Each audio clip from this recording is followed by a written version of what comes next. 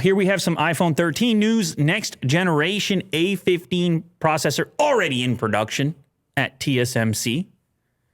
Does that mean you need to hold off buying one of these devices right now?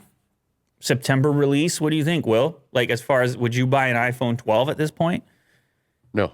You'll be waiting. Yeah. You're one of these guys, you try to have it the longest period possible so it remains new. Mm-hmm. Not when you need it. You'll wait.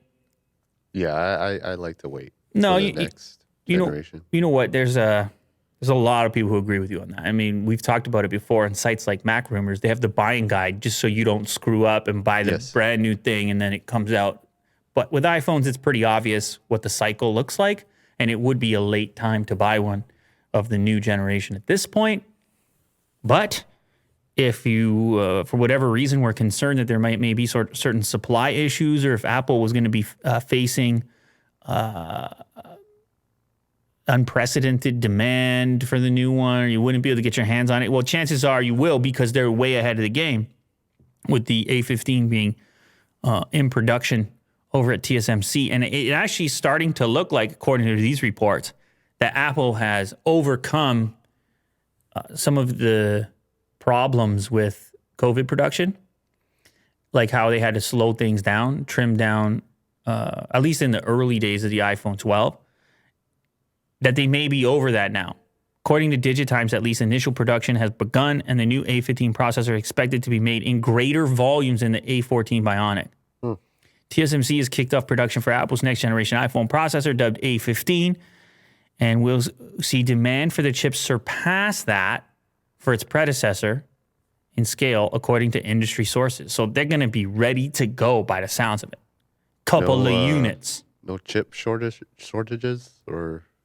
Not for Apple. You know Apple. It's all, for them, it's all, they've got these preferential relationships, big volume customer. You don't call up Apple with no shortage. Okay. You know what Tim does if you try to call him with a shortage? Say, Tim, I'm sorry, Tim. We just don't have what we expected to have. Off with your head. What? Yeah. What did you just say to me? Do you want to rephrase that? I'm sorry, Tim. It's not my fault, Tim. The desk breaks. It's yeah, that's scary stuff. iPhone 13 is also expected to feature a smaller notch for Face ID, and it's going to be a little bit thicker. We demoed it in the form of this model right here. This really well done model, metallic with the bigger camera unit that's been talked about. You can go watch the video for an entire demonstration. But yeah, it gets a little bit fatter. Notch gets a little bit smaller. I think everybody's going to be into that. But more importantly, it's going to have this A15 chip in it. So it's going to be faster.